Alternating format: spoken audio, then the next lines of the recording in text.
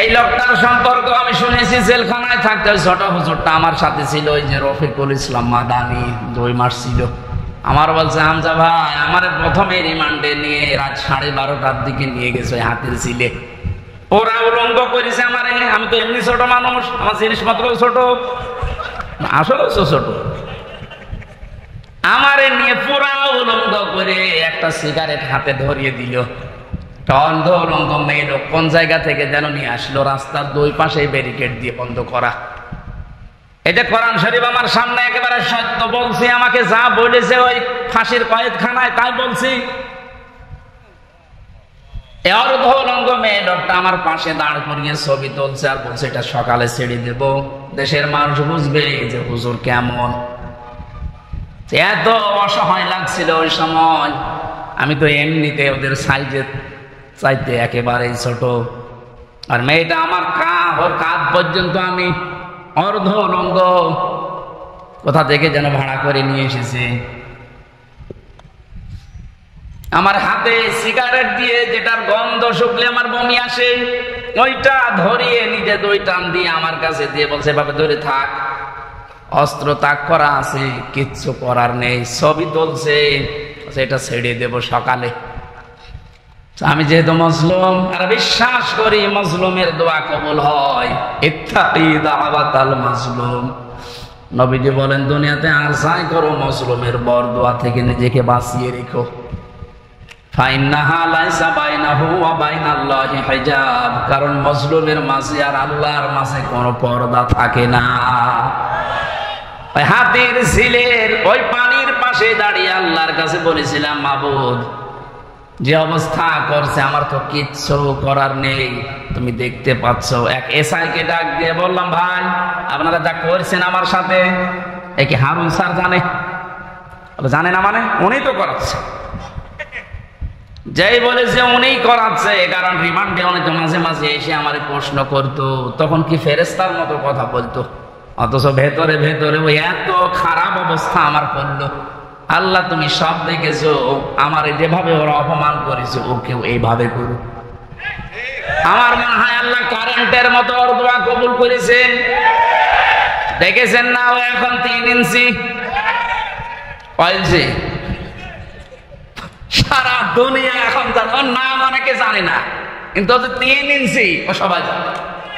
মহিলারা পর্যন্ত জানে যে 3 ইঞ্চি।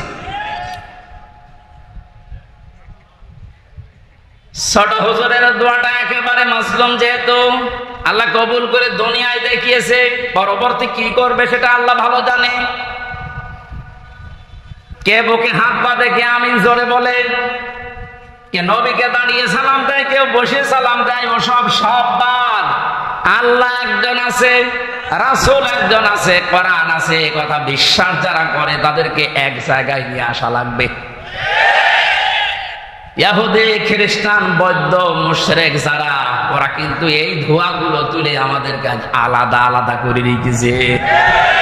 এই জন্য 80 জন হওয়ার পর 20 জনের সাথে পারছি না। এক কথা বলছেন,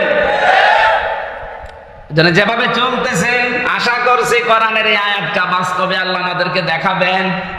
আরাআইতান নাসা ইয়াদখুলুনা ফি দীনিল্লাহি আফওয়াজা, দলে দলে পালে পালে যেভাবে মানুষ ইসলামে আজ দীক্ষিত আর আরম্ভ হয়েছে, আল্লাহ পাক যেন চর্ম চোখে দেখার তৌফিক দেন যে কোরআন দিয়ে 56,000 বর্গ মাইল চলছে।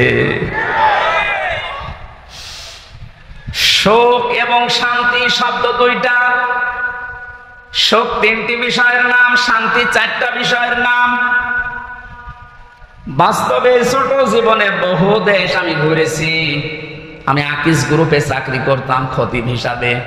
ওনারা একটা ভিসা লাগিয়ে 27টা দেশ আমার একবারে ঘোরানোর ব্যবস্থা করে দিয়েছিল। যদিও 3 বছর জেলে থাকার কারণে আমার ভাগ্য হয় নাই, তারপরও আমার ব্যক্তিগতভাবে বহু দেশে আমি গেছি। সুখ শান্তি এটা কিনতে পাওয়া যায় না। আল্লাহ পাক সুখ এবং শান্তি নিজের পক্ষ থেকে দান করেন।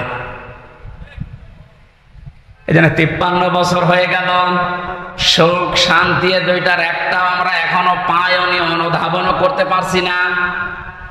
কারণ চলছিল 53 বছর মানুষের তৈরি করা নিয়ম নীতি দিয়ে। বাবা চালিয়েছিল, আমি দেখি নাই, ওই মুরব্বীরা দেখেছে, বাবারটা দেখে নাই। স্বামী চালিয়েছিল, ওনারা দেখেছে, আমি তো দেখি নাই, আমার 92 সালে জন্ম। চাচা চালিয়েছিল, বউ চালিয়েছে, ভাবিও চালিয়েছিল, সবগুলো আমরা দেখেছি। শুধু কোরআন দিয়ে দেশ চলবে কেমন দেখা যায় আজও দেখিনি। দেখেছেন? এটা দেখেছেন? দেখেছেন? এটা দেখার দরকার না যে এটা দিয়ে চললে কেমন লাগে।